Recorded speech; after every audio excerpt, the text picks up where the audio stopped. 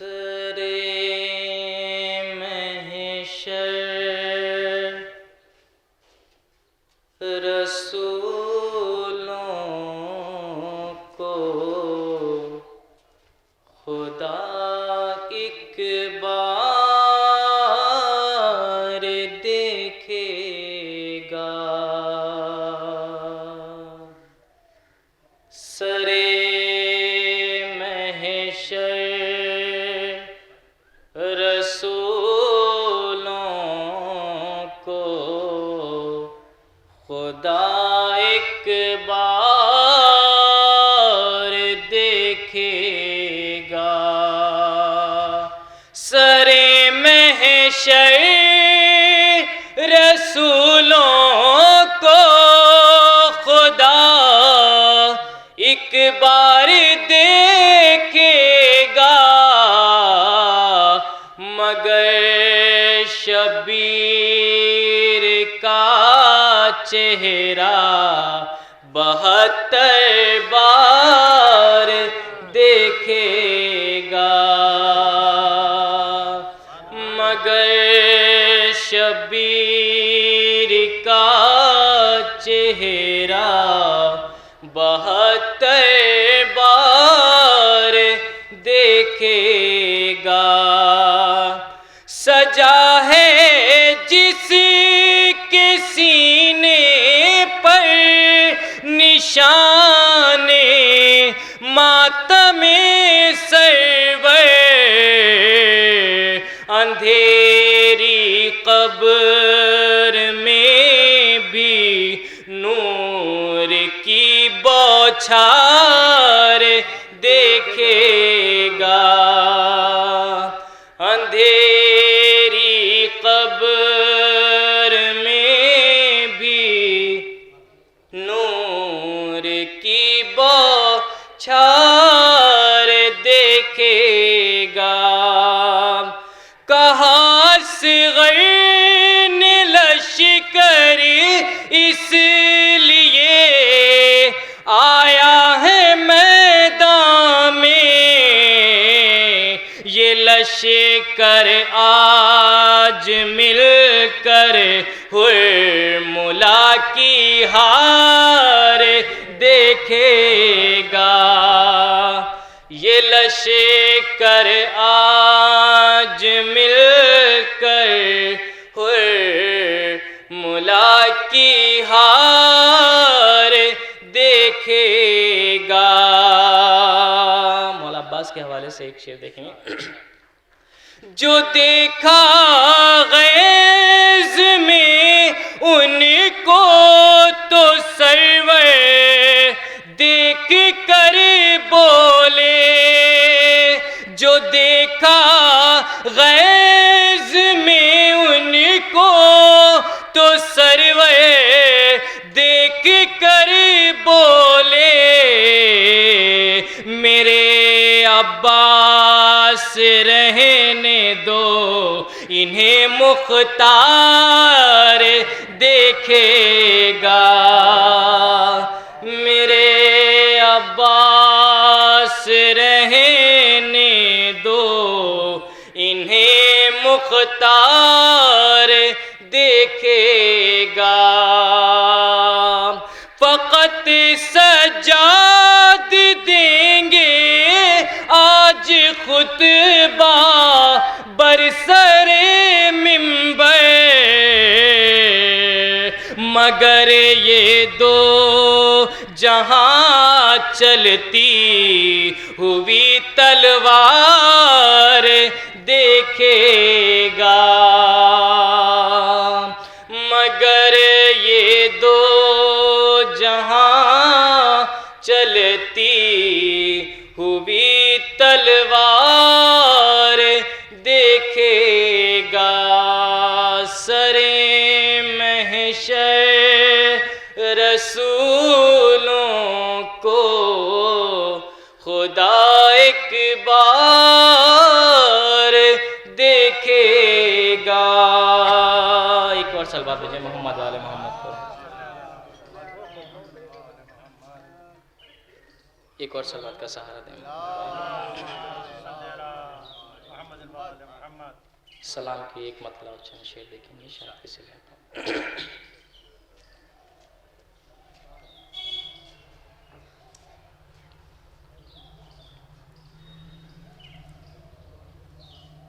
ڈال دو کوئی زخموں پہ چادر، ہائے اکبر کی ماں رہی ہے،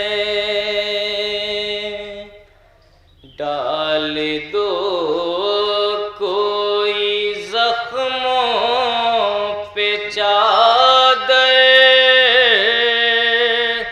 ہائے اکبر کی ماں رہی ہے، سینہ اکبر کا رکھو چھپا کر، ہائے اکبر کی ماں رہی ہے، بیویوں مل کے حلقہ بنا لو، ماں جوان لال کی ہے سنبھالو، بیویوں مل کے حلقہ بنا لو، ماں جوان لال کی ہے سنبھالو، ارے مر نہ جائے وہ لاش جواں پر، ہائے اکبر کی ماں رہی ہے، ارے دیکھ لے گی اگر ام لیلا اپنے بچے کا زخمی کلیجا، دیکھ لے گی اگر ام لیلا اپنے بچے کا زخمی کلیجا، سانس بھی لے نہ پائے گی مادر، ہائے اکبر کی ماں رہی ہے، ارے منتیں مان کر جس کو پالا اس کے سینے میں ظالم کا بھالا، منتیں مان کر جس کو پالا اس کے سینے میں ظالم کا بھالا، کیسے دیکھے گی مادر یہ منظر، ہائے اکبر کی ماں آ رہی ہے، ارے جس کو دولہا بنانے کے دن تھے، جس کی شادی رچانے کے دن تھے، جس کو دولہا بنانے کے دن تھے، جس کی شادی رچانے کے دن تھے، اس کو دیکھے گی ماں خون میں تر، ہائے اکبر کی ماں رہی ہے، لٹ گئی ام لیلا کی دنیا،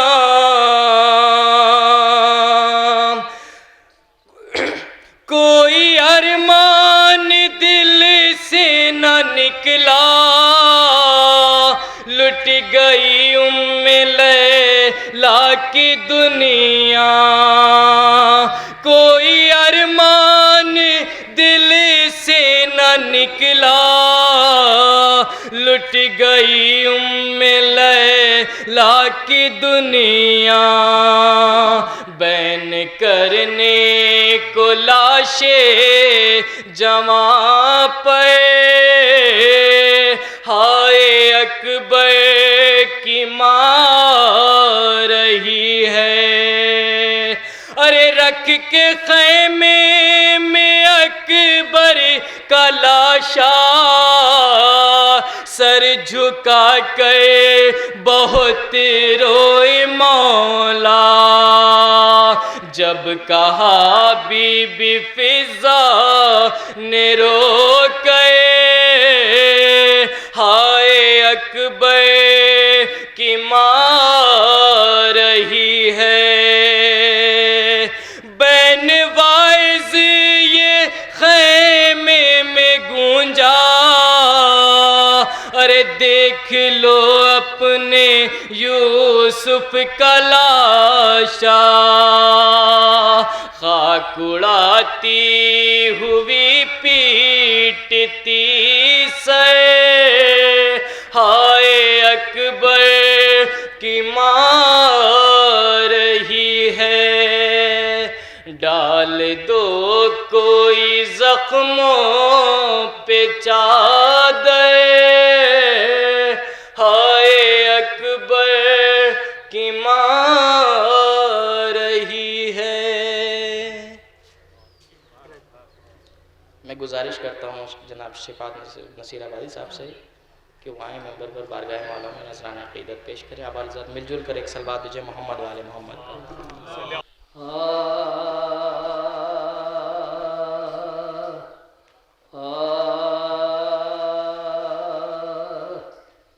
اکبر نے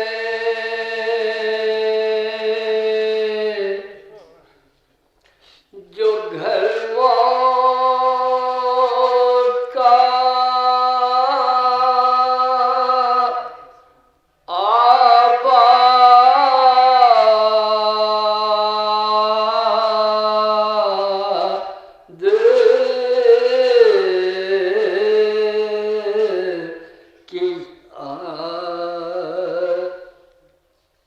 اکبر نے جو گھر موت کا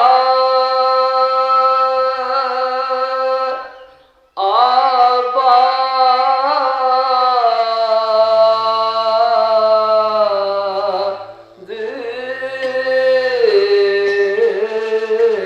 کیا صغرا کو دم نظر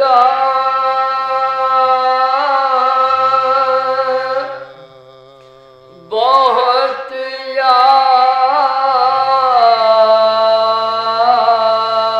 یاد کیا لاشیں کمر پکڑے یہ کہتے تھے حسین لاشیں کمر پکڑے یہ کہتے تھے حسین بیٹا علی اکبر ہمیں برباد کیا بیٹا علی اکبر ہمیں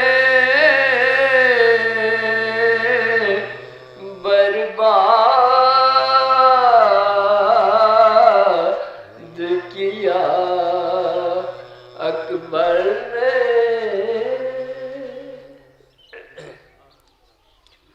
فاتحہ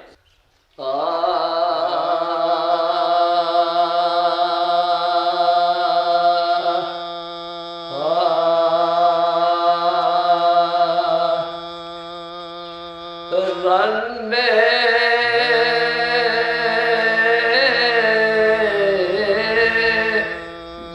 جبان ہوئے بے کس کی سواری آئی رن میں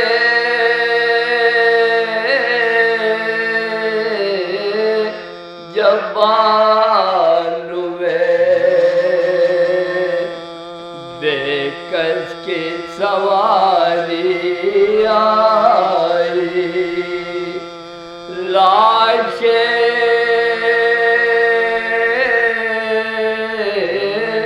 اکبر پجے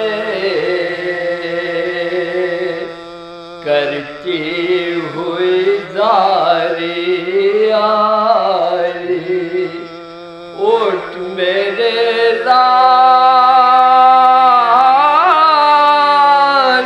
یہ ماں درد کی ماری آئی تم تو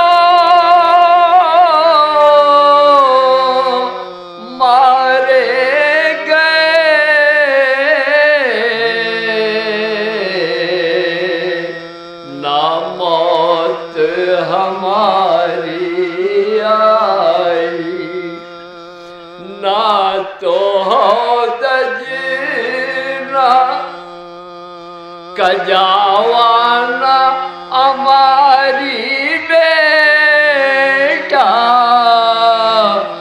دیکھو کس شان سے اماں ہے تمہاری بیٹا میں نے 18 برس پالا تھا کر کے محنت تم پر قربان کیا سارے جہاں کی دولت دل میں سمجھی تھی خدا نے ہمیں دی ہے نعمت دکھ میں کام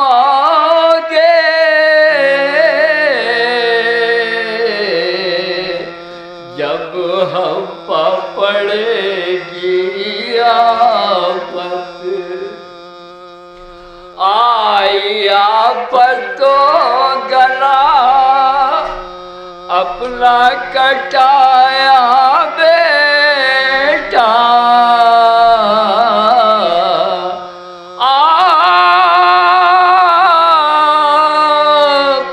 آفت سے چھٹے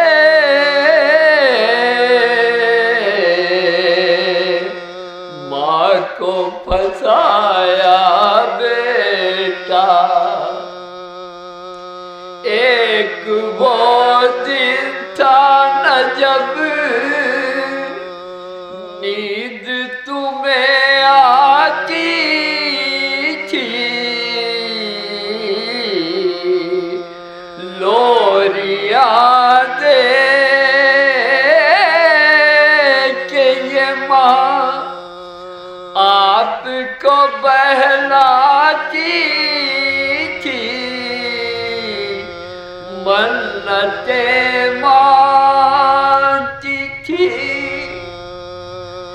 جب تمہیں نیند آتی تھی ساری شب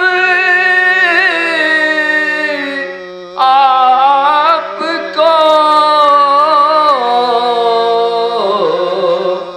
بہلانے میں کٹ جاتی تھی آج یہ ماں تیری پکھڑی روتی ہے، سچ ہے غربت کی عجب شام و سحر ہوتی،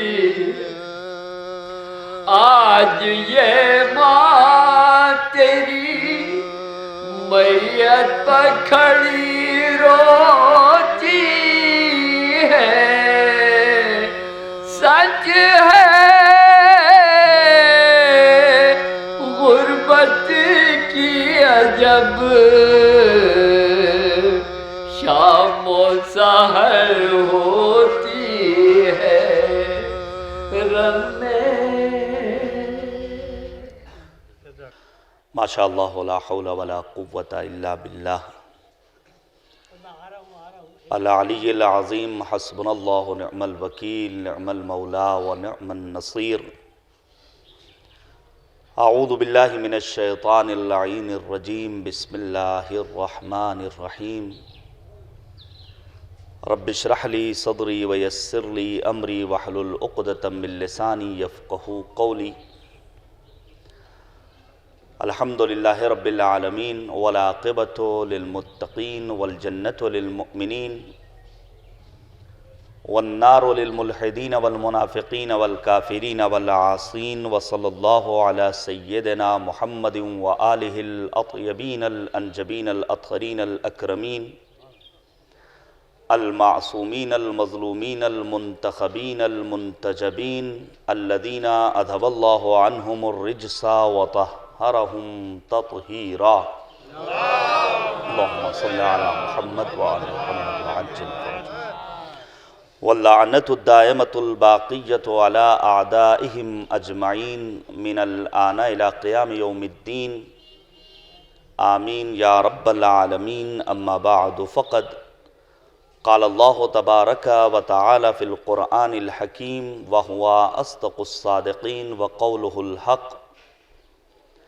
اعوذ باللہ من الشیطان الرجیم، بسم اللہ الرحمن الرحیم۔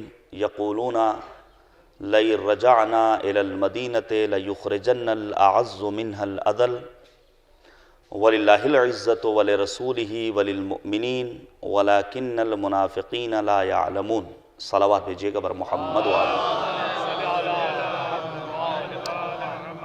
گزارش ہے کہ ایک مرتبہ سورہ حمد اور 3 مرتبہ سورہ اخلاص کی تلاوت کر کے مرحوم مغفور سید مرتضی نقوی ابن جناب حجت الاسلام والمسلمین مولانا سید محمد مسلم صاحب قبلہ کی روح کو ارسال فرما دیں۔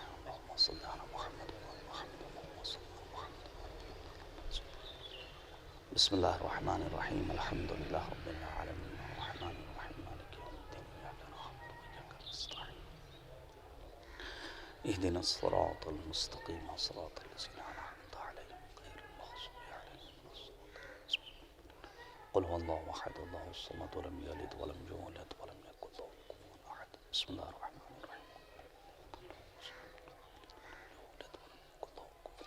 بسم اللہ الرحمن الرحیم۔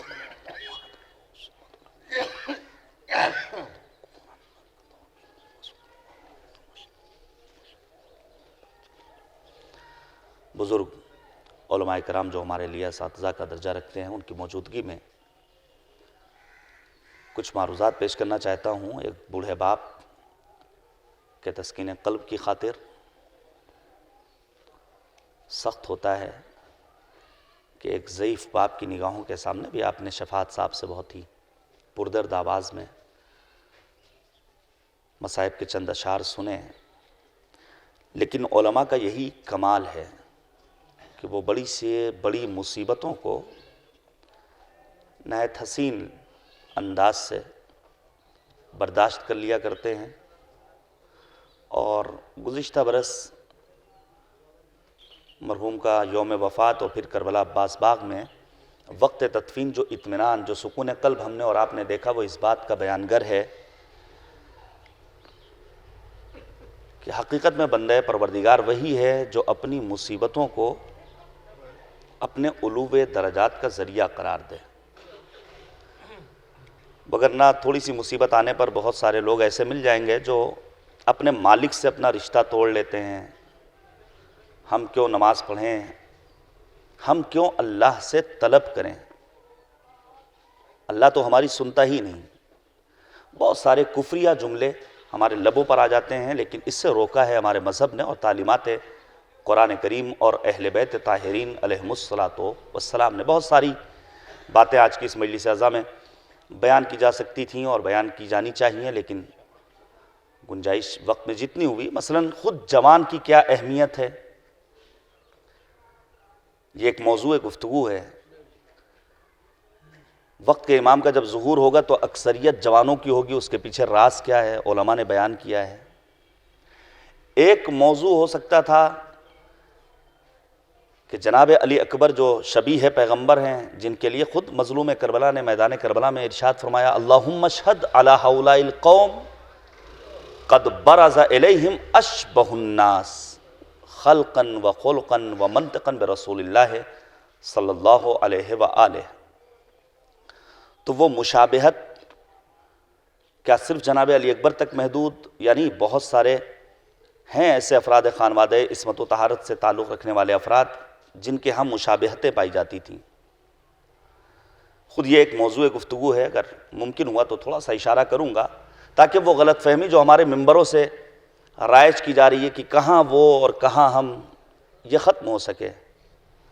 نہیں، جہاں وہ وہاں ہم بھی پہنچ سکتے ہیں. شرط یہ ہے کہ وہ معیارات، وہ تعلیمات، وہ اسلوب زندگی جو ان معصوم ہستیوں نے ہم تک پہنچائے ہیں اسے ہم عملی جامہ پہنانے کی کوشش کریں. ایک موضوع گفتگو اور ہو سکتا تھا، یہ حسن اتفاق کہہ لیں آپ، کہ آج کی تاریخ ہم عاشقان رسول اور آل رسول کے لیے، بالخصوص بابصیرت شیعوں کے لیے نہایت اہمیت کی حامل ہے. اور میں تو یہ سمجھتا ہوں کہ تا قیامت جب کبھی نئے سال کا آغاز ہوگا تو شروع کے 3 دنوں میں ہم تشنگان علوم اہل بیت طاہرین کو سوگ منانا پڑے گا. اسی برس 1 جنوری کو عالم اسلام کی ایک عظیم علمی شخصیت، واقعی معنی میں جنہیں مطہری زمان کہنا چاہیے، جو عمار عصر تھے، حضرت علامہ مصباح یزدی تابہ سر، جن کی رحلت کی تاریخ 1 جنوری، 2 تاریخ شہید باقر النمر کی شہادت کی تاریخ اور 3 تاریخ میجر جنرل قاسم سلیمانی اور شہید ابو مہدی المہندس. یہ بھی ایک موضوع گفتگو ہو سکتا ہے. اسی لیے میں نے ایک ایسے آیہ کریمہ کا انتخاب کیا ہے جس کے نتیجے میں مومن اپنی عزت، اپنی کرامت، اپنی حرمت کو سمجھ سکے. یہ کب ممکن ہوگا؟ جب ہم خود کو قاری قرآن بنائیں، قرآن سے خود کو وابستہ کریں. نبی اعظم نے اپنی زندگی کے آخری لحظات میں فرمایا تھا انی تارکم فیکم الثقلین کتاب اللہ وعطرتی اہل بیتی ما ان تمسکتم بہما لن تضلوا بعدی ولن یفترقا حتی یردا علی الحوض. 2 گرا قدر چیزیں چھوڑ کر گئے ہیں پیغمبر اعظم، قرآن مجید، اہل بیت طاہرین، اور جو ان دونوں سے وابستہ ہو گیا وہ راہی نجات ہوا. امت مسلمہ کے ایک طبقے نے قرآن سے وابستگی اختیار کی تو اہل بیت کو چھوڑ دیا. ہم جیسوں نے تھوڑا بہت اہل بیت طاہرین کا تذکرہ کیا تو قرآن سے دوری اختیار کر لی. اہل بیت طاہرین میں بھی تمام معصومین کا تذکرہ ہمارے یہاں نہیں ملتا ہے. تعلیمات امام تقی، تعلیمات امام کاظم، فرمودات امام علی نقی، ان معصومین کا تذکرہ ہماری بزم میں معمولاً کم ہوتا ہے. عزیزان گرامی توجہ کیجیے گا، یہ ایام چونکہ منسوب ہیں بی بی دو عالم شہزادی کونین صدیقہ طاہرہ حضرت فاطمۃ الزہرا سلام اللہ علیہا سے. شہزادی کونین نے کیا فرمایا تھا؟ حبب الی من دنیاکم ثلاث، مجھ زہرا کو تمہاری دنیا سے 3 چیزیں عزیز ہیں. تلاوت و کتاب اللہ، قرآن مجید کی تلاوت مجھے عزیز ہے. والانفاق فی سبیل اللہ، راہ خدا میں خرچ کرنا میرا محبوب عمل ہے. والنظر فی وجہ رسول اللہ، پیغمبر اعظم کے چہرے انور کو دیکھنا مجھ بنت پیغمبر کو عزیز ہے. عزیزان گرامی، سچا عاشق کون ہوتا ہے؟ سچا عاشق وہ ہے جو اپنے محبوب کے اشارے پر اپنے معشوق کے اشارے پر رقص کرتا ہوا نظر آئے. ہم ہیں محب بی بی دو عالم ہماری محبوب ہستی، ہم ہیں عاشق اہل بیت طاہرین ہماری معشوق ہستیاں. تو سچی محبت کا تقاضا یہ ہے کہ ان کے نقوش زندگانی کو ہم اپنے لیے مشعل راہ بنا لیں. اب ممکن ہے بعض افراد کہیں کہاں وہ کہاں ہم. یہ غلط فہمی ہے جو ان ممبروں سے پہنچائی جا رہی ہے. عزیزان گرامی یاد رکھیے گا، مجالس اعضاء کا مقصد ہی یہ ہے، میں گراف ایجنسی پر چونکہ یہ مجلس نشر ہو رہی ہے بیان کرنا چاہتا ہوں تاکہ ہمارے قوم کے بالخصوص جوان طبقے کو آشنائی ہو سکے مجالس کا مقصد کیا ہے. آپ یاد کیجئے ذاکر فاتح فرات کہا جاتا تھا حکیم محمد جناب مولانا ڈاکٹر سید کلب صادق صاحب کو. انہوں نے کیا کہا کہ قوم بنتی بھی ممبروں سے ہے، قوم بگڑتی بھی ممبروں سے ہے، اور بگڑی ہوئی قوم کا واحد ذریعہ، واحد پلیٹ فارم یہی مجالس اعضاء. سرکار سید الشہداء حضرت ابو عبداللہ الحسین علیہ السلام مولا نے یہی فرمایا تھا، من اتانا لم یعدم خصلتا من اربع.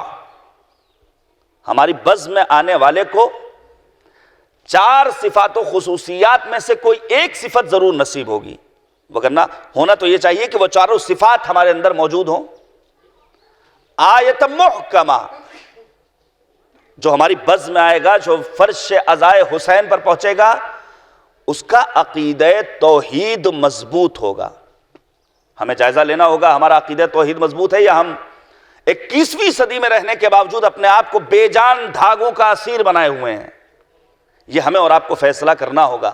کہیں ایسا تو نہیں کہ باطل رسومات اور توہمات و خرافات کے فراق میں ہماری زندگیاں بسر ہو رہی ہیں اور پھر دنیا کی زندہ قومیں ہمارا مذاق اڑائیں.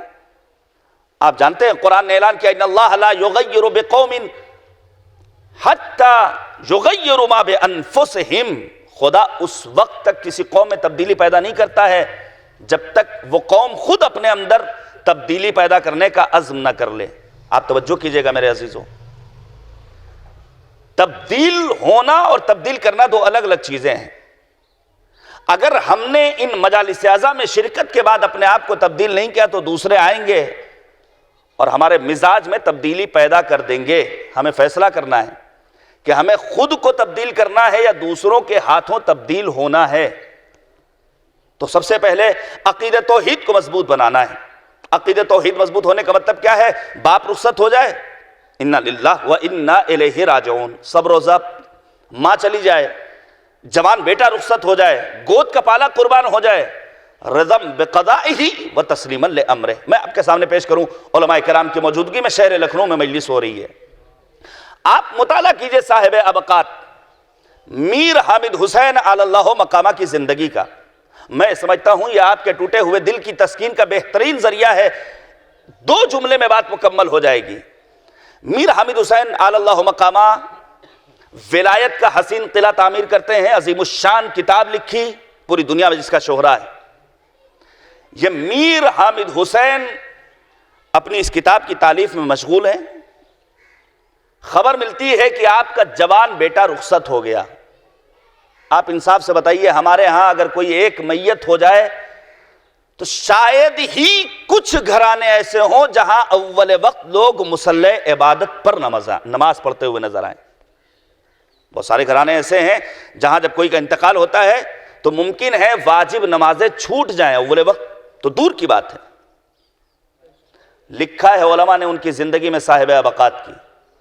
جوان بیٹا رخصت ہوا، صاحب ابقات کہتے ہیں تجہیز و تکفین کا انتظام آپ لوگ کیجئے، میں اپنی کتاب لکھتا رہوں گا، جب جنازہ گھر سے باہر نکلے گا تو میں بھی شریک ہو جاؤں گا تشییع جنازہ میں. یہ ہے زندگی کا مقصد عزیزان گرامی، اور یہ ہم نے علماء کی زندگی میں دیکھا ہے. یہی ایک کورونا وائرس، لوگوں نے اللہ سے رشتہ توڑ لیا اور پھر لوگ یہ سمجھتے ہیں کہ نہیں بس چمتکار ہو جائے، معجزہ ہو جائے، پیسوں کی بارش ہو جائے. ممکن نہیں، آنے والا آتا ہے صادق آل محمد حضرت امام جعفر صادق علیہ السلام کی خدمت میں، اور آنے کے بعد کہتا ہے مولا دعا کر دیجئے اللہ رزق میں برکت دے دے. امام نے کہا معجزے سے برکت حاصل نہیں ہوگی، محنت کرو، مزدوری کرو، نکلو گھر سے باہر، اب اگر کوئی ہماری قوم کا جوان رات میں 2 بجے سوئے اور اس کی صبح دن میں 12 بجے ہو اور وہ چاہے کہ بڑے پیسہ والا بن جائے، دولت والا بن جائے، کیا ممکن ہے؟ نہیں عزیزان گرامی، شیعہ جوان کاہل ہو ممکن نہیں ہے۔ لہذا سب سے پہلے عقیدہ توحید کو مضبوط کرنا ہے، اور عقیدہ توحید کو مضبوط کرنے کے لیے اپنے آپ کو منزل عمل میں اتارنا ہے۔ دوسری چیز قضیۃً عادلہ، میں خراج پیش کرنا چاہوں گا شہید جنرل قاسم سلیمانی اور شہید ابو مہدی المہندس کو آج کی اسی مجلس میں انشاءاللہ بہترین ایصال ثواب کا ذریعہ قرار پائے گا، اس جوان برادر کے لیے جو داغ مفارقت دے گیا۔ قضیۃً عادلہ یعنی انسان کے مزاج میں انصاف پیدا ہوگا۔ حیرت ہوتی ہے، بعض افراد ہمارے درمیان ایسے ہی ہیں جنہوں نے ان شہداء کے ایصال ثواب کی مجلس عزا سے خطاب کیا لیکن امریکہ کو برا نہیں کہا، شہید قاسم سلیمانی کا نام لے کر فاتحہ نہیں پڑھوایا۔ کیوں؟ کیونکہ ان کو ڈر ہے ویزا کینسل ہو جائے گا۔ کہا اگر بزم حسین میں آنا چاہتے ہو، اپنے مزاج میں انصاف پیدا کرنا چاہتے ہو، تو آؤ وقت کے طاغوتی نظام کے خلاف صدائے احتجاج بلند کرو۔ یہی تو وجہ ہے، سنی رائٹر نہیں، شیعہ رائٹر نہیں، ایک مسیحی رائٹر کتاب لکھتا الحسین فی الفکر المسیحی، مولا امام حسین مسیحی آئیڈیالوجی میں، اور پھر وہ لکھتا ہے حسین ابن علی امام عزت ہیں، حسین ابن علی امام کرامت ہیں۔ کیوں؟ کیونکہ ایک حسین نے اپنی ایک شہادت کے ذریعے دنیا کی مظلوم قوموں کو ظالم طاقتوں کی آنکھوں میں آنکھیں ملا کر گفتگو کرنے کا ہنر سکھا دیا ہے۔ صلوات بھیجیے گا بر محمد و آل محمد۔ عزیزان گرامی، لہذا مزاج میں انصاف پیدا کرنا ہوگا۔ دنیا کا کوئی فوجی کمانڈر ہو، کوئی اعلیٰ افسر ہو، اسے پرواہ ہوتی ہے کہ وہ اپنے ملک کی سرحدوں کی حفاظت کرے، لیکن کیسے کیسے افراد کی تربیت کی ہے معمار انقلاب حضرت امام خمینی رضوان اللہ تعالیٰ علیہ نے۔ شہید قاسم سلیمانی سرحدوں سے باہر نکلے ہیں، اور پھر یہ ان کی بصیرت تھی کہ انہوں نے دنیا کی مظلوم عوام کا ساتھ دیا ہے، اور مشرق وسطیٰ سے داعشیوں کا وجود ختم کر دیا۔ بے شمار باتیں اس ضمن میں بیان کی جا سکتی، علماء مسلسل بیان کر رہے ہیں۔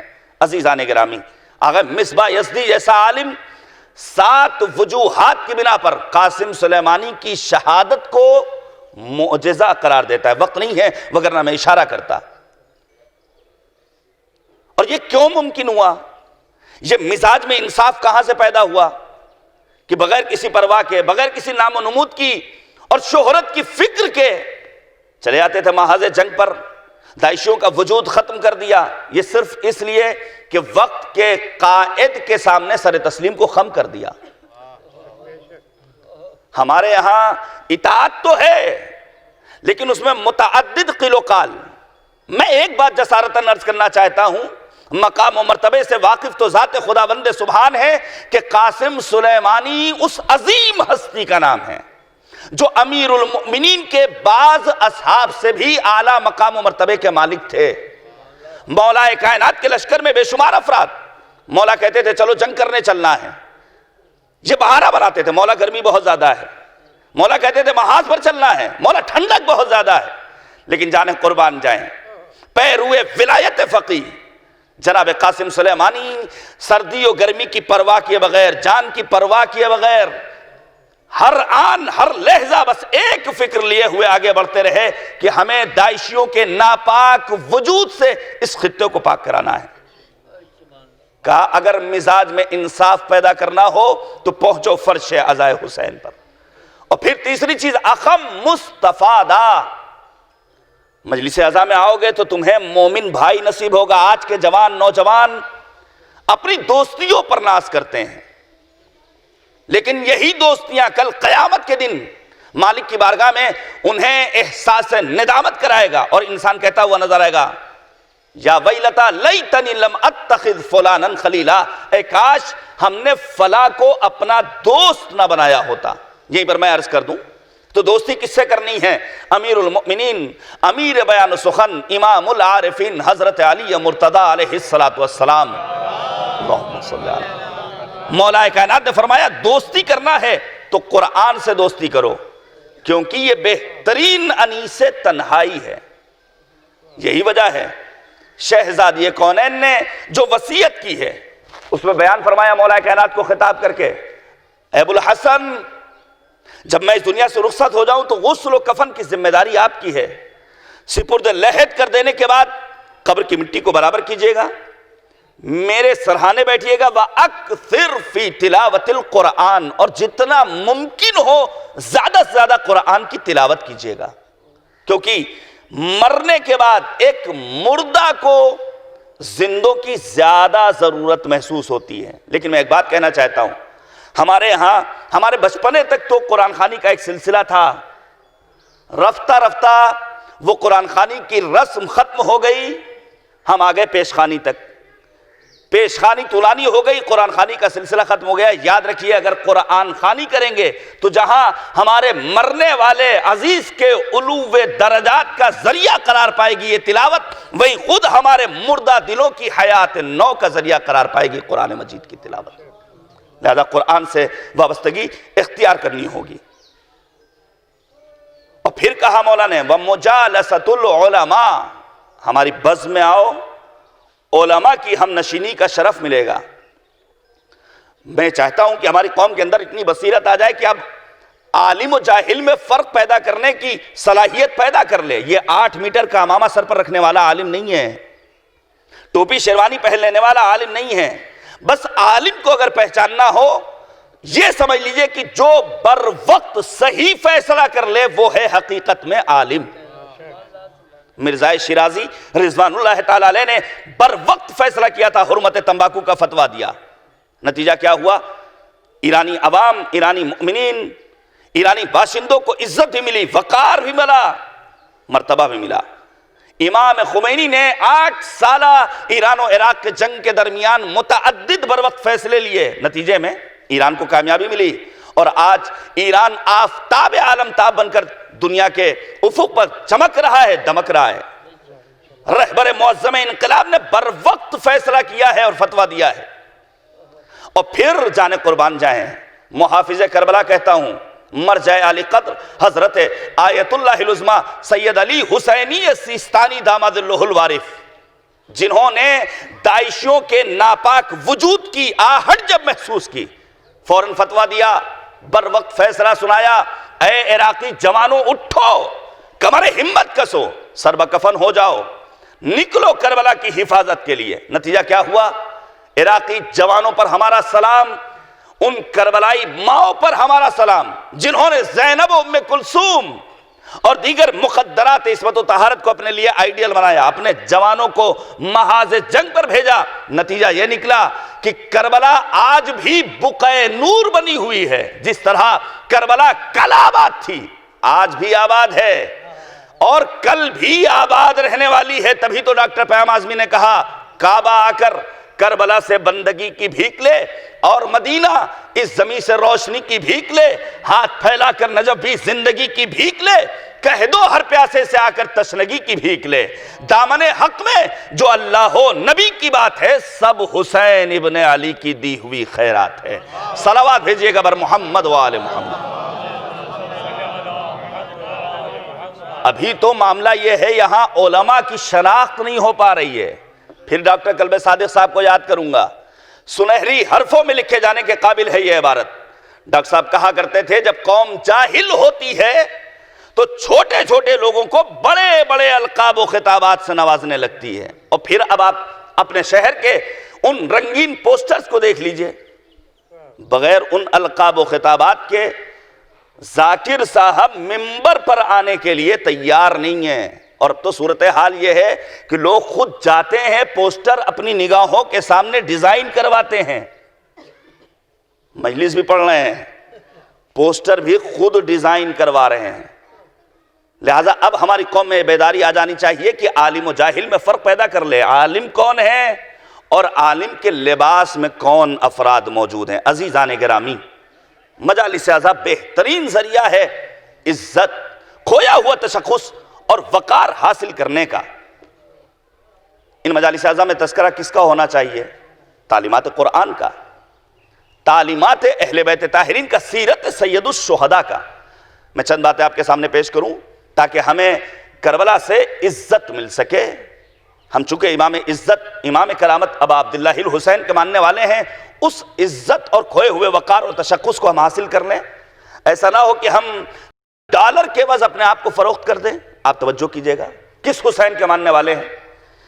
پیغمبر اعظم کی رحلت کے وقت مظلوم کربلا کی عمر کتنی ہے؟ 7 برس تقریباً۔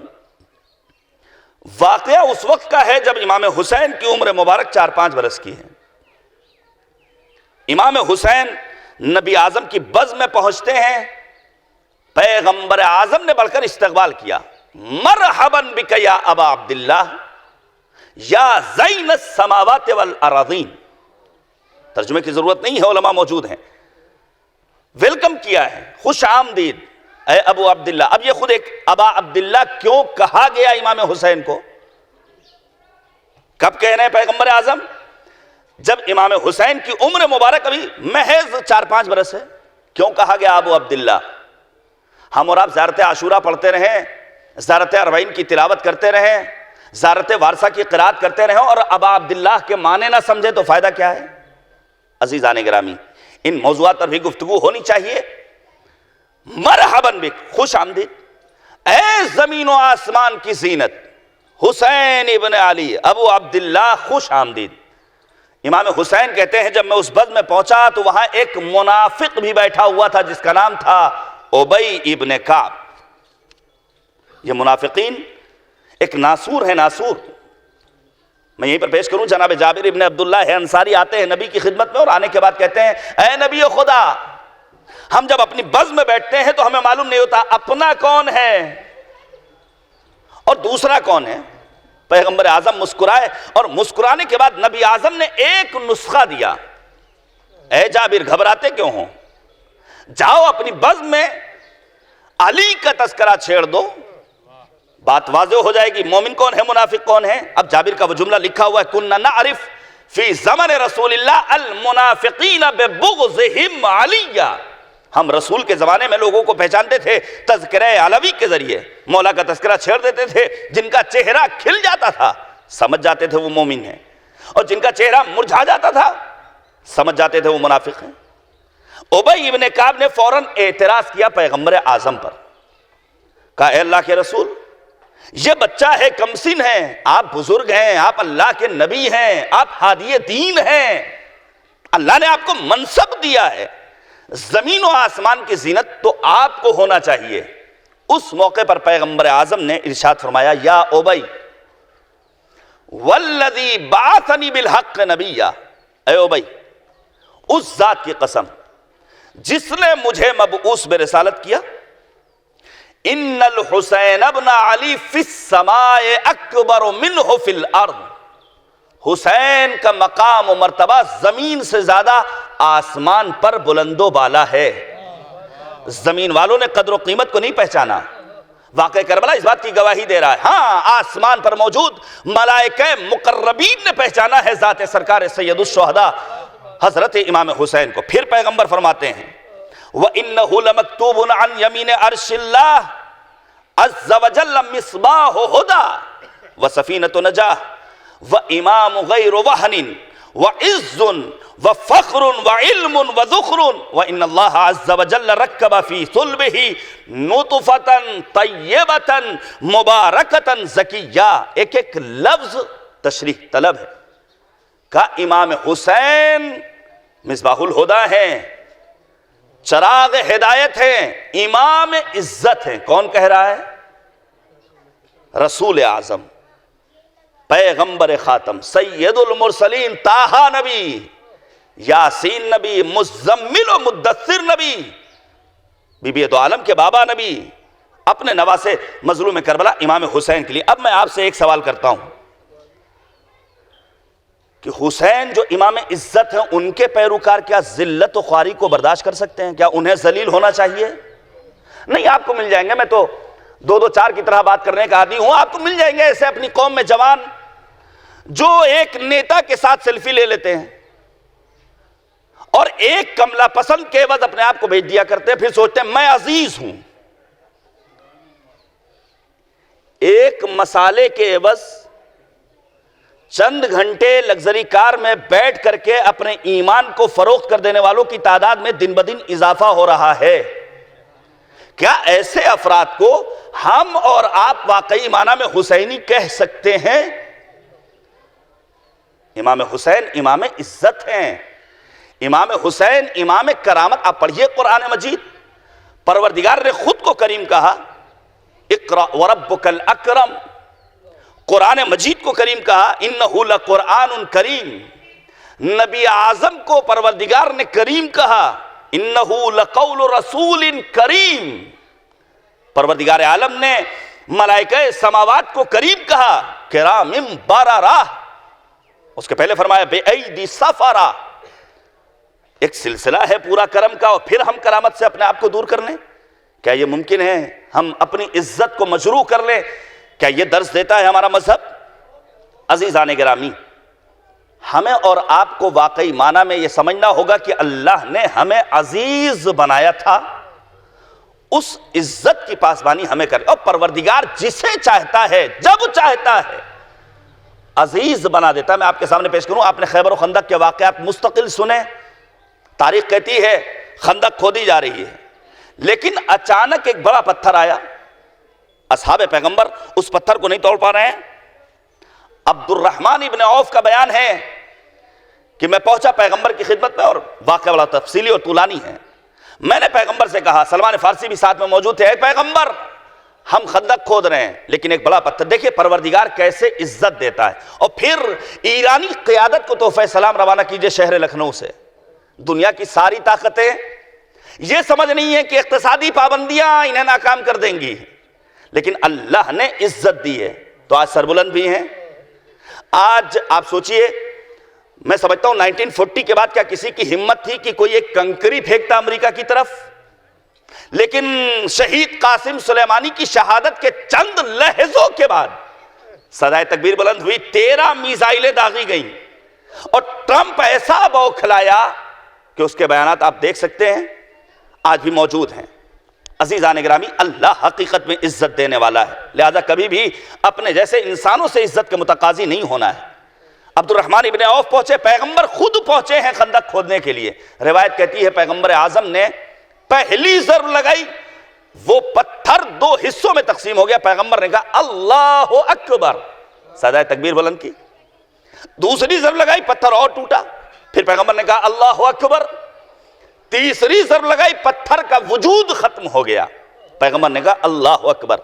سلمان فارسی نے سوال کیا ہے، نبی خدا یہ پتھر ٹوٹ رہا ہے، آپ اللہ اکبر کہہ رہے ہیں، اس کی وجہ کیا ہے؟ کہا تمہیں نہیں معلوم، اللہ کی طرف سے ایک ملک آیا تھا، آنے کے بعد اس نے جب پہلی ضرب لگائی یہ خبر دی کہ تمہاری امت والے صنعاء پر حکومت قائم کر رہے ہیں.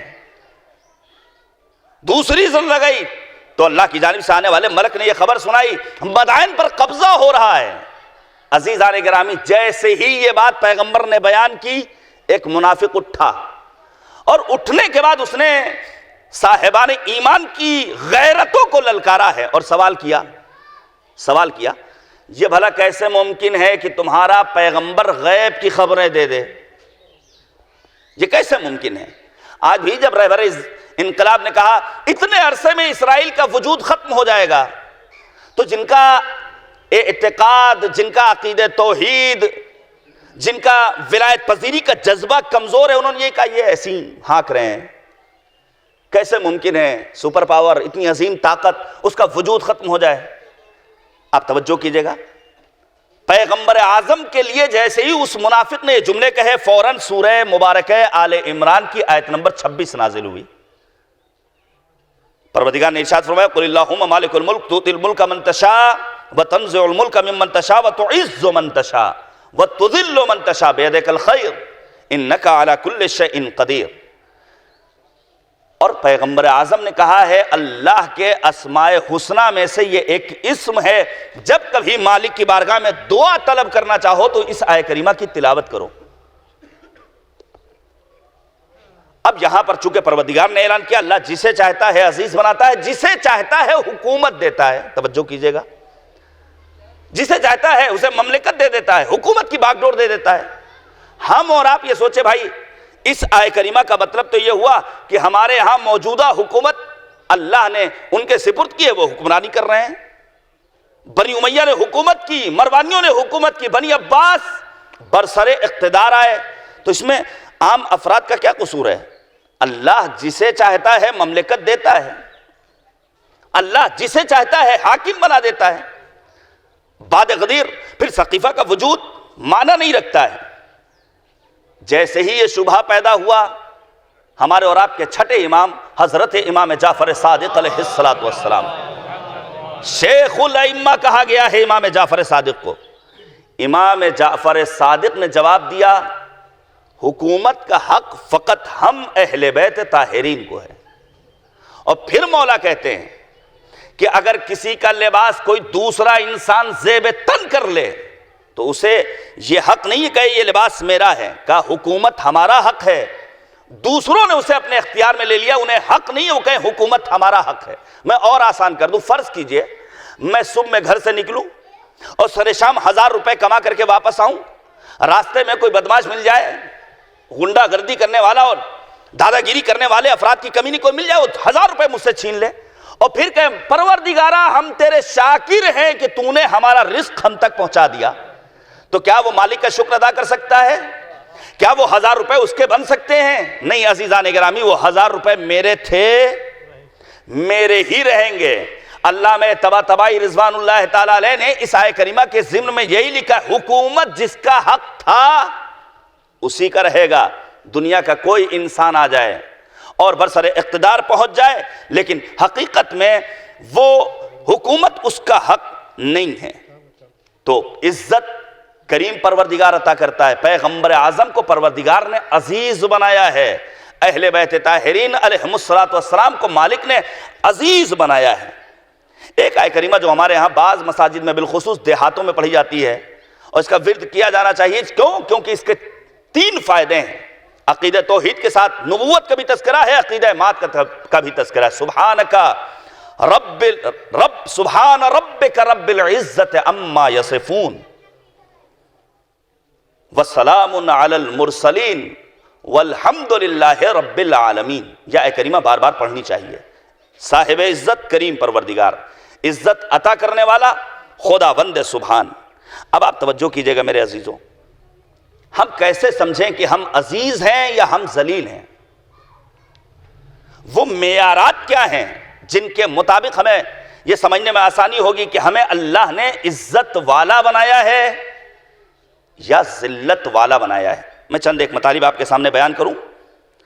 سب سے پہلے اگر یہ دیکھنا ہو کہ ہم واقعی معنی میں صاحب عزت ہیں یا ذلت والے ہیں تو ہر انسان خود اپنا جائزہ لے۔ جو انسان ذلیل ہوتا ہے اس کے لیے چند ایک علامتیں بیان کی ہیں معصومین علیہم السلام نے۔ جو انسان ذلیل ہوتا ہے اس کے یہاں دادا گیری پائی جاتی ہے۔ بعض افراد ہوتے ہیں محلوں میں دوسرے کی نالی کو اپنی نالی بنا لینے والے، دوسرے کی زمین کو اپنی زمین بنا لینے والے۔ قتل و غارت گری ہو رہی ہے شیعہ نشین علاقوں میں صرف زمین کو لے کر کے، بھائی بھائی میں رشتہ ٹوٹ رہا ہے، جبکہ معلوم ہے مرنا ہے، قبر نصیب ہوگی کہ نہیں ہوگی اس کی بھی کوئی گارنٹی نہیں ہے۔ بے شمار روایات ہیں اس ضمن میں۔ مثلا بعض پڑوسی واقعی میں اذیتناک ہوتے ہیں، بعض پڑوسی وہ ہوتے ہیں جو دوسروں کو تکلیف پہنچاتے ہیں۔ آپ اپنے محلے میں بھی دیکھ سکتے ہیں، تکلیف کوئی ضروری نہیں ہے کہ فقط جسمانی تکلیف ہو۔ نبی اعظم نے جو فرمایا کہ جتنی تکلیف مجھے پہنچائی گئی کسی دوسرے نبی کو نہیں پہنچائی گئی، تو کیا مطلب اس کے پہلے کہ انبیاء کو تکلیفیں نہیں پہنچائی گئیں؟ پڑھیے آپ تاریخ انبیاء، بعض انبیاء تو وہ تھے جنہیں درختوں کے درمیان رکھ کر کے آرے سے کاٹ دیا گیا، ان کی تکلیف کتنی زیادہ ہے، لیکن پیغمبر اعظم کہتے ہیں مجھے زیادہ تکلیف پہنچائی گئی۔ ساحر کہا گیا، مجنون کہا گیا پیغمبر اعظم کو، کاہن کہا گیا پیغمبر خاتم کو۔ تو بعض پڑوسی وہ ہوتے ہیں جو جسمانی اذیت تو نہیں دیتے ہیں لیکن اپنے زبان کا زخم ایسا دیتے ہیں کہ رہتی دنیا تک، جب تک انسان زندہ رہتا ہے انہیں معاف نہیں کرتا ہے۔ اور یاد رکھیے گا، بڑی اچھی بات کسی اسکالر نے کہی ہے، اور یہاں ڈاکٹر حضرات کی ایک بڑی تعداد موجود ہے، کہ زبان پر لگا ہوا زخم جلدی ٹھیک ہوتا ہے، لیکن زبان سے لگا ہوا زخم دیر میں ٹھیک ہوتا ہے۔ یہ خود ایک موضوع گفتگو ہے، یہ خود ایک موضوع گفتگو ہے۔ عفت، جب کبھی بات شہوت کی آتی ہے تو انسان سمجھتا ہے شہوت فقط جنسی ہوتی ہے، نہیں، شہوت جنسی کے ساتھ ساتھ کبھی شہوت پیٹ کی ہوتی ہے، کبھی شہوت گفتار کی ہوتی ہے۔ انسان اپنی زبان کو کنٹرول میں نہیں رکھ پاتا۔ انہی محلوں میں، میں 24/7 معمولاً اسی محلے میں فی الحال ہوں، روزہ بھی موجود ہے، مجلسیں بھی ہو رہی ہیں، لیکن جوان جب گزرتا ہے 60 کی سپیڈ سے چھوٹی چھوٹی تنگ گلیوں سے، تو گالی کے بغیر اس کا جملہ مکمل نہیں ہوتا ہے۔ اور پھر آرزو ہے ہم جنت میں جائیں گے۔ کہا اپنی گفتار میں بھی اپنی زبان کو عفیف بناؤ، اور زبان کو عفیف بنانے کے لیے قرآن کریم نے معیارات دیے ہیں۔ 14-15 عناوین کے تحت میں نے وہ آیتیں نوٹ کی ہیں، کسی موقع پر بیان کروں گا۔ اللہ سے گفتگو کرنا ہو تو کیا انداز ہونا چاہیے، نبی کو کیسے خطاب کرنا چاہیے، اہل بیت سے کیسے گفتگو کرنی چاہیے، ماں باپ سے کیسے گفتگو کرنی چاہیے، اولاد سے کیسے گفتگو کرنی چاہیے، مؤمنین سے کیسے گفتگو کرنی چاہیے، منافقین سے کیسے گفتگو کرنی چاہیے۔ لیکن نہیں، ہمارا جوان، نوجوان، حتیٰ کم سن بچے، بعض افراد کی بدبختی کا عالم یہ ہے کہ بچوں کو تو گالی سکھاتے ہی ہیں، پالے جانے والے مٹھو کو بھی گالی سکھاتے ہیں۔ مذاق نہیں کر رہا ہوں میں، پھر فخر کرتے ہیں ہمارا مٹھو بولتا بہت اچھا ہے۔ صلوات بھیجیے گا بر محمد و آل محمد۔ اچھا، تعداد میں تو آپ اتنے کم ہیں نہیں، ایک اس سے بہتر صلوات بھیجیے بر محمد۔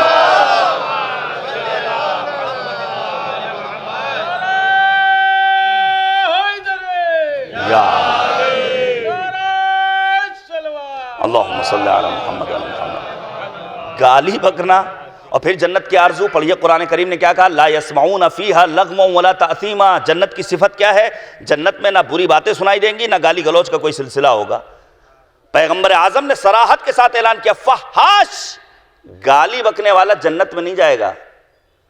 لہذا ہمیں اپنے گھروں میں بھی یہ تعلیمات اپنے بچوں تک بھی پہنچانا چاہیے۔ آنے والا آتا ہے امام صادق کی خدمت میں، اور آنے کے بعد کہتا ہے، مولا میرا پڑوسی مجھے بڑی اذیت دیتا ہے۔ دیکھیے دادا گیری کرنے والے پڑوسی۔ فرزند رسول نے کہا صبر کرو۔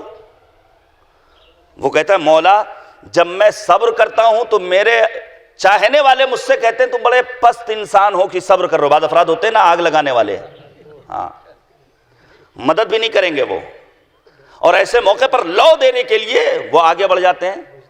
جی ہاں، جیسے ہی امام صادق نے اس سے جملہ سنا، فوراً مولا نے ایک جملہ کہا، ذلیل تم نہیں ہو، انما الذلیل من ظلم، ذلیل وہ ہے جو تم پر ظلم کر رہا ہے۔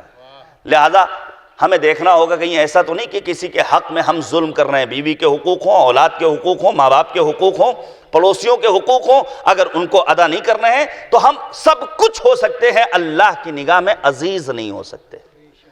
دوسری چیز، غرور اور تکبر، ان اللہ لا یحب المتکبرین، خدا مغرور افراد کو دوست نہیں رکھتا ہے۔ پیغمبر اعظم نے کہا کہ تمہیں مٹی سے پیدا کیا گیا ہے، جناب آدم کو بھی مٹی سے پیدا کیا گیا تھا، تمہارے یہاں خاکساری ہونی چاہیے، تواضع پایا جانا چاہیے۔ ان کے ساتھ یہ جو جام لگتا ہے یہاں سے لے کر کونیشور چوراہے تک، بلکہ اور آگے بڑھ جائیے سٹی اسٹیشن اور قیصر باغ تک، یہ غرور اور تکبر کا نتیجہ ہے میرے عزیزوں۔ اب وہ بائک لے کر جا رہے ہیں، وہ کہہ رہے ہیں ہم آگے نہیں بڑھیں گے، فور ویلر والا چاہ رہا ہے ہم آگے نہیں بڑھیں گے۔ یہ غرور اور تکبر انسان کو پروردگار کی نگاہ میں ذلیل بنا دیتا ہے۔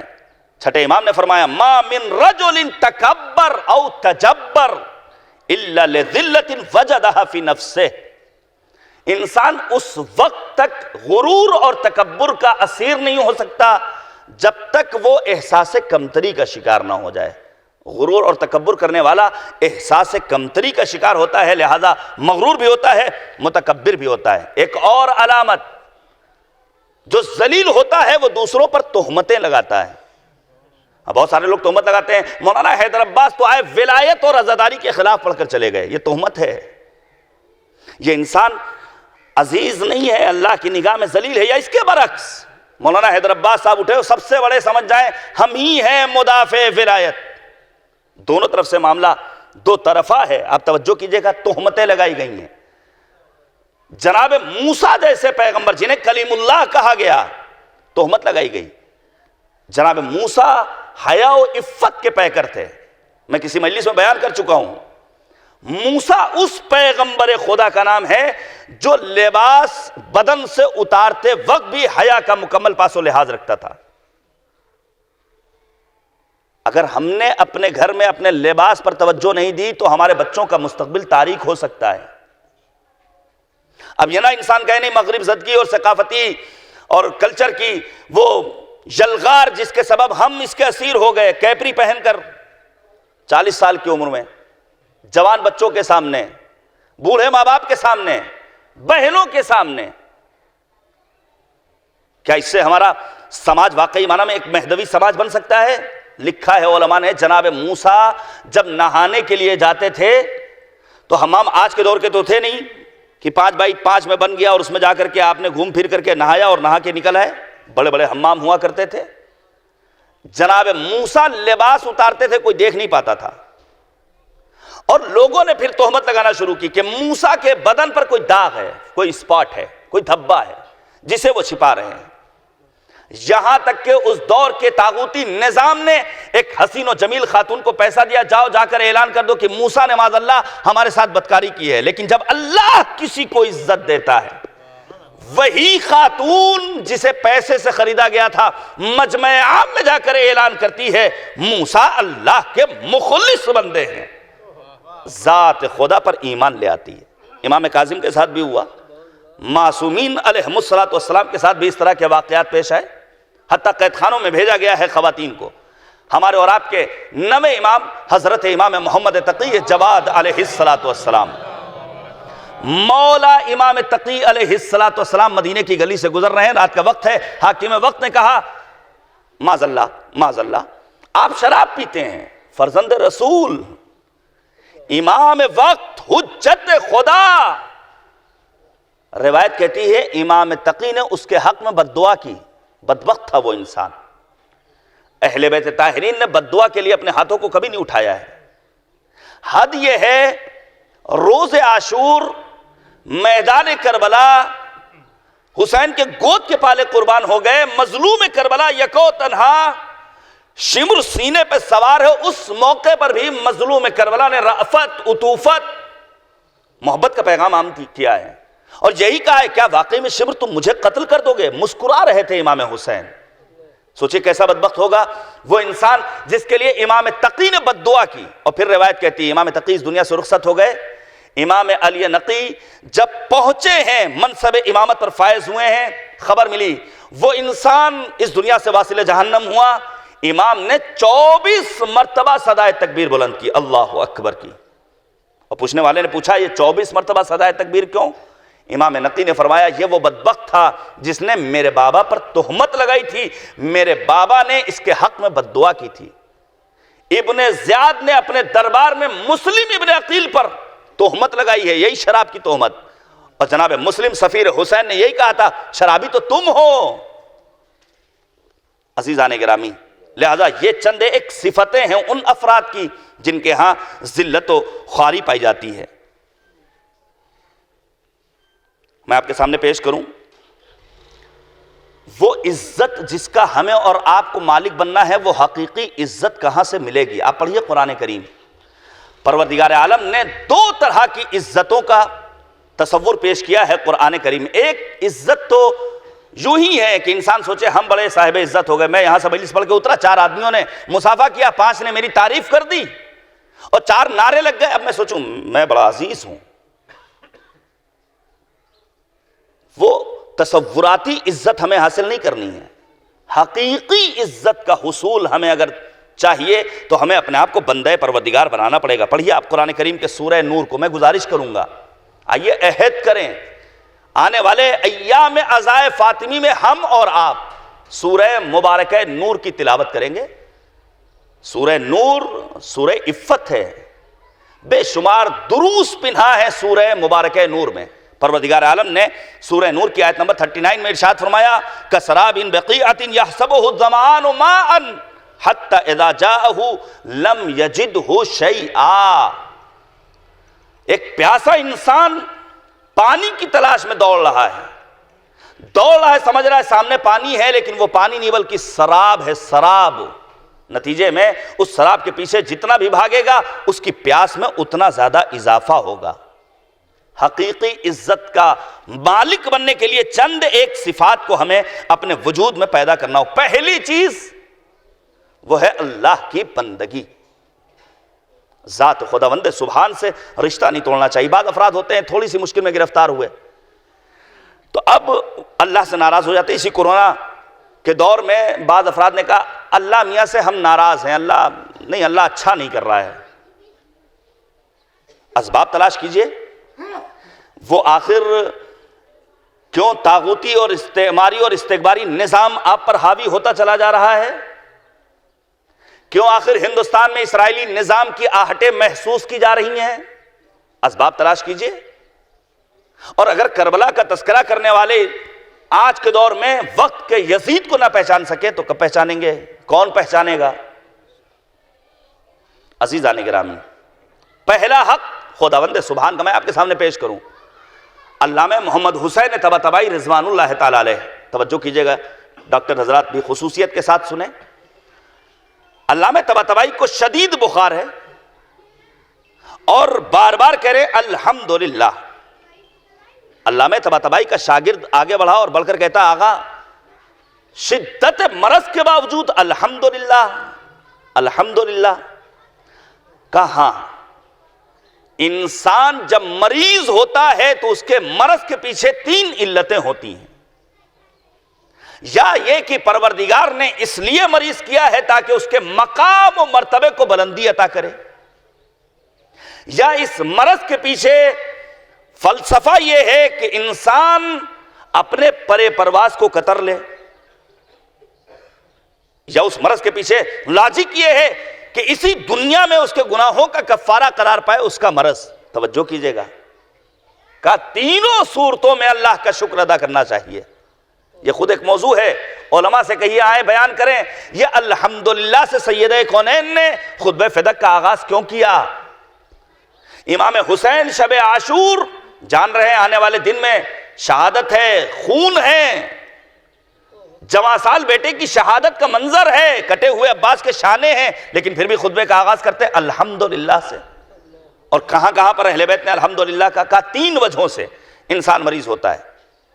اگر پروردگار عالم مقام و مرتبے کو بلندی عطا کر رہا ہے تب بھی کہنا چاہیے الحمدللہ، خدایا ہم تیرے شکر گزار ہیں۔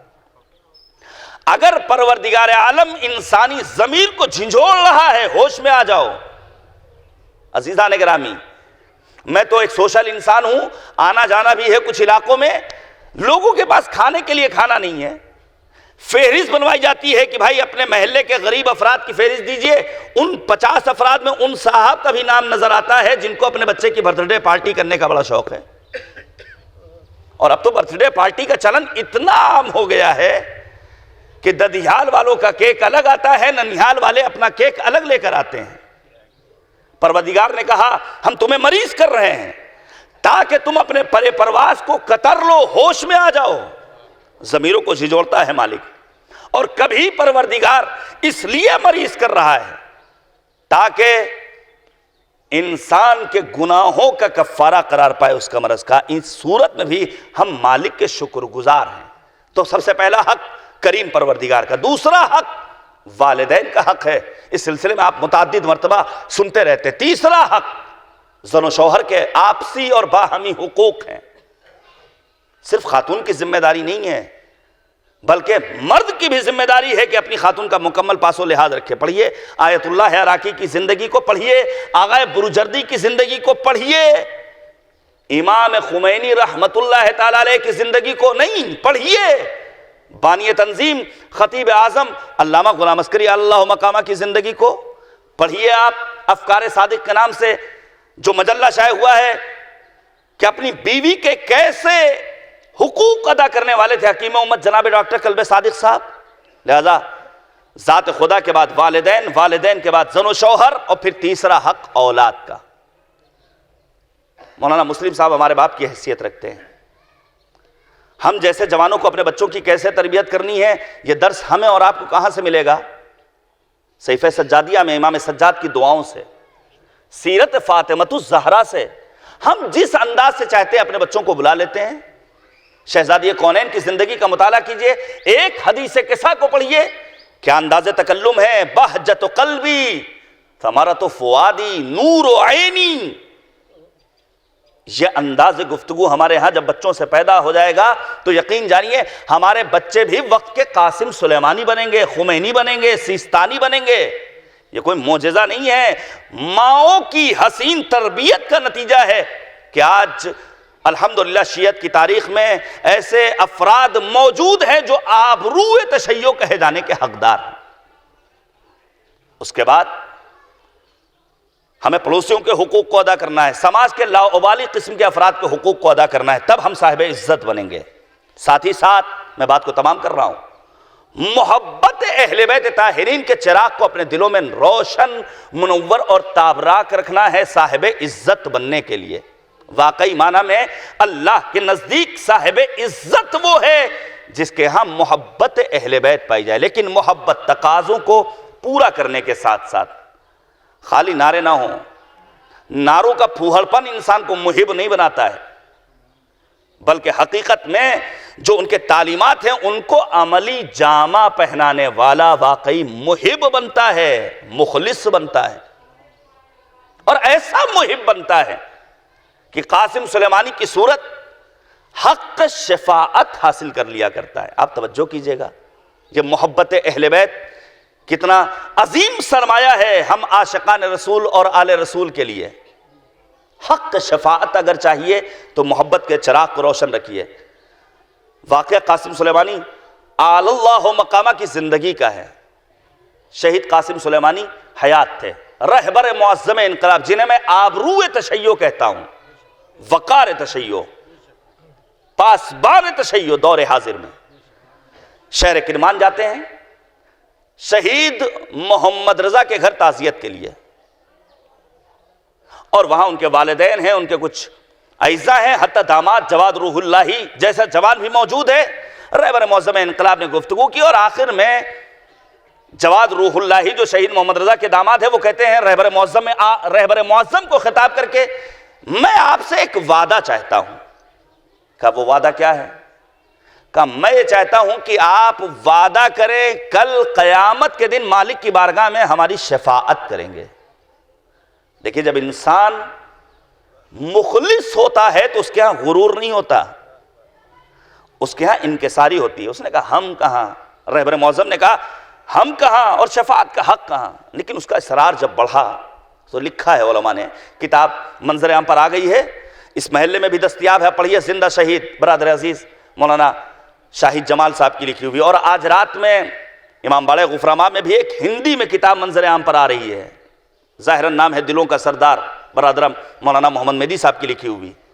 پڑھیے آپ، کتاب خوانی کا شوق پیدا کیجئے. میرے عزیزوں، میں حیران ہوں کہ اب تک ہماری قوم جعلی کہانیوں کی فضا سے باہر نہیں نکل سکی ہے. آپ کتاب فروشی کی دکان کھول لیجئے، لا کر کے علامہ جوادی کی کتابیں رکھیے، بزرگ علماء کی کتابیں رکھیے، اور ساتھ ساتھ جنتری رکھ لیجئے، اور چند ایک اور کتابیں دیکھیے کس کی زیادہ فروخت ہے. کتاب خوانی کا شوق آج یورپ میں ہے. لوگ میٹرو پر بھی سوار ہوتے ہیں تو تھوڑی سی دیر کے لیے بھی وقت ملتا ہے تو کتاب پڑھے بغیر نہیں رہ پاتے. ہمارے یہاں کتاب خوانی کا شوق نہیں ہے. نتیجہ کیا ہے؟ پبلشر چھاپے تو کیوں چھاپے؟ یہ بات محسن تقوی صاحب نے بیان کی. ہمیں اور آپ کو اپنی تعداد پہ بڑا ناز ہے. میں بات کو تمام کر رہا ہوں. ہندوستان میں اتنے کروڑ شیعہ، بڑا ناز ہے. لیکن آپ انصاف سے بتائیے، کیا کوئی ایک میگزین شیعوں کی ایسی ہے جو 1000 سے زیادہ کی تعداد میں چھپ رہی ہو؟ کوئی ہے میگزین؟ کوئی ایک میگزین؟ جبکہ اہل سنت حضرات کے ہاں بعض مجلے ایسے ہیں جو 50,000 کی تعداد میں شائع ہو رہے ہیں پر منتھ. ہمارے یہاں کتاب خوانی کا شوق. ابھی فری میں کوئی کتاب بٹنے لگے، چاہے وہ مرحوم مرجع تقلید کا رسالہ عملیہ ہو، لینے والوں کی ایک ہولڈ لگ جائے گی۔ ہم نے دیکھا ہے اسی شہر میں آغا عراقی کا انتقال ہوا اور ان کی رحلت کے بعد توزیع المسائل جب تقسیم ہونے لگی، جو ان کا مقلد نہیں بھی ہے، لڑائیاں ہو گئی۔ کتاب خوانی کا شوق ہمیں اپنے اندر پیدا کرنا ہوگا۔ رہبر معظم نے کہا میں کہاں اور حق شفاعت کہاں؟ جب اصرار بڑھا تو رہبر معظم انقلاب نے کہا شہید محمد رضا کے والدین، وہ خاتون بھی تھیں جنہوں نے اپنی آغوش میں ایک حسینی بچے کو پروان چڑھایا تھا، عباس کے واقعی پیروکار کو، کہا یہ حق شفاعت رکھتی ہیں، اور پدر گرامی کی طرف اشارہ کیا انہیں حق شفاعت حاصل ہے۔ لیکن جب جواد روح اللہ کا اصرار بڑھا، رہبر نے اشارہ کیا شہید جنرل قاسم سلیمانی کی طرف اور کہا یہ جو ذات بیٹھی ہوئی ہے ان سے وعدہ لو، یہ حق شفاعت رکھتے ہیں۔ لکھا ہے، علماء نے بیان کیا ہے، شہید قاسم سلیمانی نے اپنے چہرے پر اپنے ہاتھ کو رکھ لیا ندامت کے مارے کہ رہبر جیسی ذات بابصیرت قائد یہ مقام و مرتبہ عطا کر رہا ہے۔ اور پھر بات آئی گئی، ختم ہو گئی۔ رہبر معظم انقلاب نے مفصل گفتگو کی، فضا میں سکوت طاری تھا، یہاں تک کہ ماہ رمضان آ گیا۔ کرمان میں جابازوں کے لیے شہید قاسم سلیمانی کی جانب سے افطاریے کا جو سالانہ پروگرام ہوتا تھا، وہاں جواد روح اللہ کی قاسم سلیمانی سے ملاقات ہوئی۔ کہا میں یہ چاہتا ہوں کہ آپ وعدہ کیجئے کہ میری شفاعت کریں گے۔ انہوں نے کہا میں کہاں؟ کہا میں بھی رہبر کی بات بلند آواز سے بیان کروں گا، سب سنیں گے۔ کہا میں وعدہ کرتا ہوں کہ میں آپ کی شفاعت کروں گا۔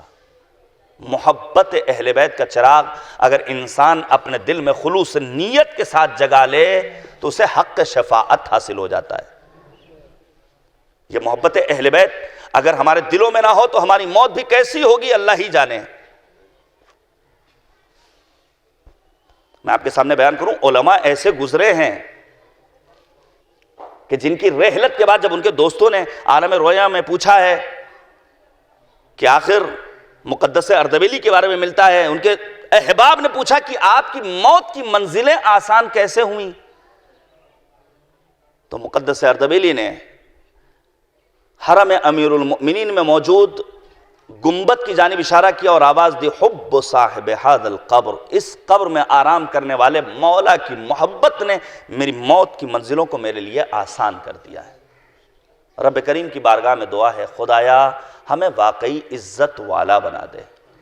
اے کریم پروردگار ہم دنیا سے رخصت ہوں تو محبت اہل بیت طاہرین کے ہمراہ اور آخرت میں معصوم کونین کی شفاعت ہمیں نصیب فرما۔ مرحوم مرتضی نقوی بڑے صفات و کمالات کے، مجھے حیرت ہوئی کہ ڈائلیسس کے لیے خود جاتے تھے نوگامہ سادات سے دہلی تک۔ ہمت تھی، شجاعت تھی، لیکن جب احمد مرسل نہ رہے کون رہے گا؟ بھائی بھی ظاہراً نہیں آئے ہیں، دبئی میں مجلس آن لائن سن رہے ہوں گے، مامون کے یہاں موجود ہیں، خود والد بزرگوار، لیکن میں بہت مختصر سے مصائب آپ کے سامنے پیش کروں۔ اور آج تو دل کر رہا تھا کہ سرکار وفا حضرت ابوالفضل العباس کے مصائب کا تذکرہ کروں، لیکن میں جناب علی اکبر کا تذکرہ کرنا چاہتا ہوں 2-4 منٹ۔ بوڑھی ماں بھی یقیناً موجود ہے، اور پھر کربلا میں جواں سال حضرت علی اکبر سلام اللہ علیہ، ہمارے جوان یہاں موجود ہیں۔ لکھا ہے علماء نے کہ جس طرح جناب فاطمہ زہرا اپنے بیٹے امام حسن کو لوری سناتی تھی، اسی طرح جناب زینب کبریٰ جناب علی اکبر کو لوری سناتی تھی، یا زینب یا علی انت شبیہ بالنبی۔ اور آنے والا بعد رحلت پیغمبر اعظم، علماء نے بیان کیا ہے، آنے والا آتا ہے عربی اور کہتا ہے مجھے پیغمبر کا دیدار کرنا ہے۔ لوگوں نے بتایا پیغمبر تو اس دنیا سے رخصت ہو گئے، کہا کوئی راستہ سن سکیں گے؟ کسی نے کہا محلے بنی ہاشم میں نواسہ رسول حسین ابن علی کو اللہ نے ایک بیٹا دیا ہے جو ہو بہو پیغمبر جیسا ہے۔ اجرکم علی اللہ، اجرکم علی اللہ۔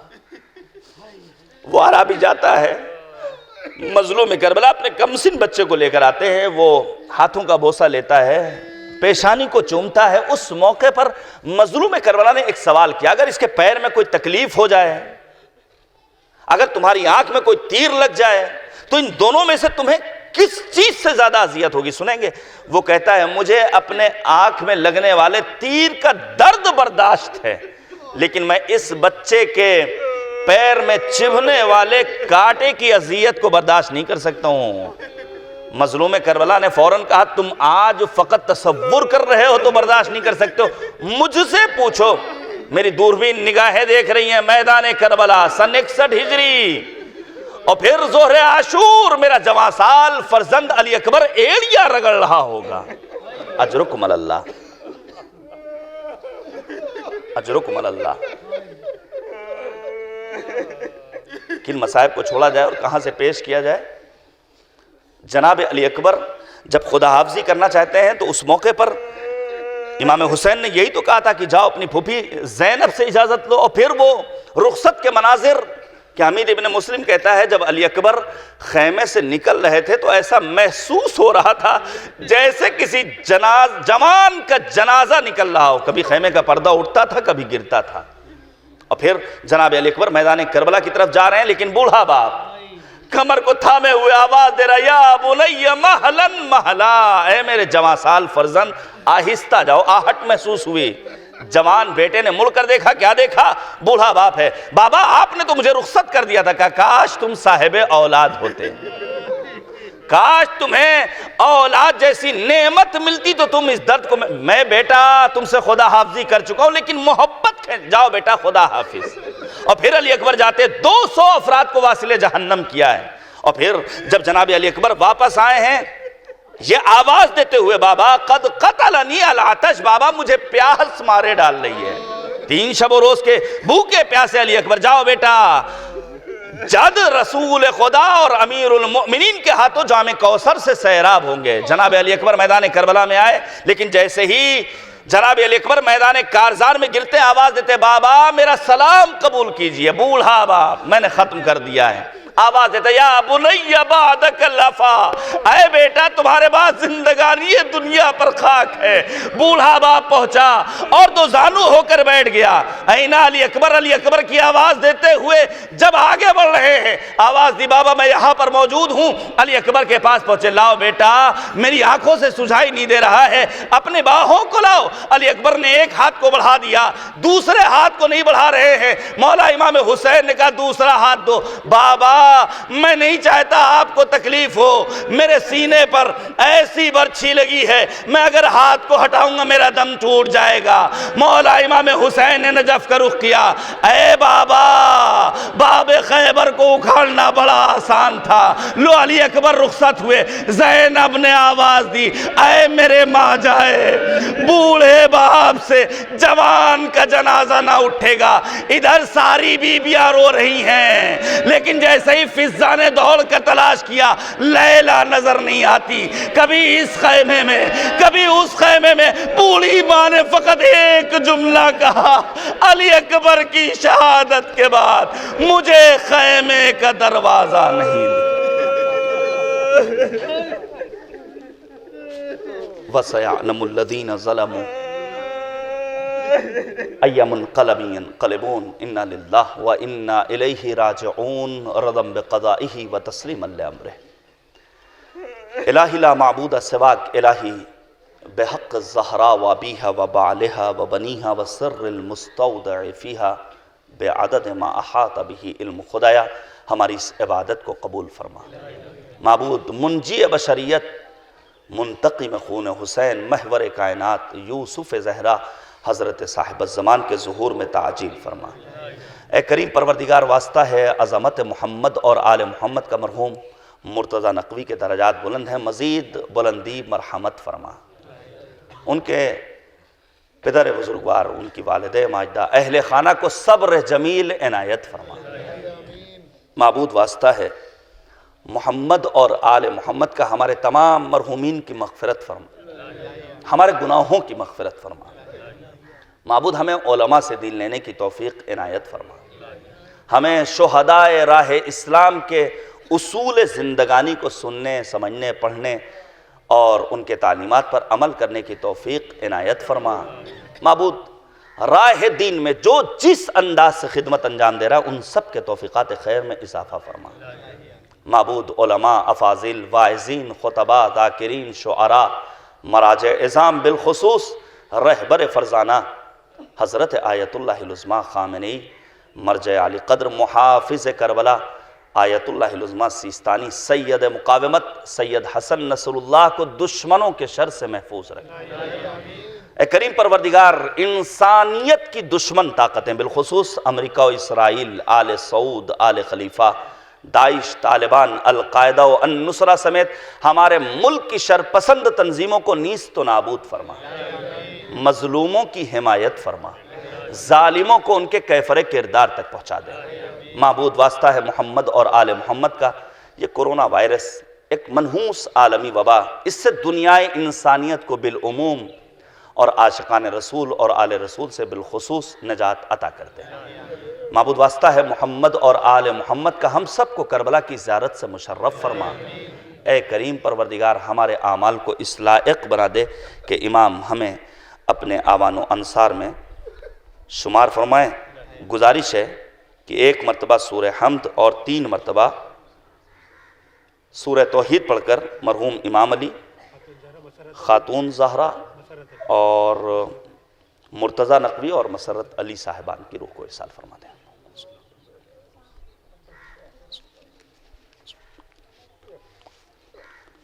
الرحمن الرحیم مالک یوم الدین ایاک نعبد و ایاک نستعین۔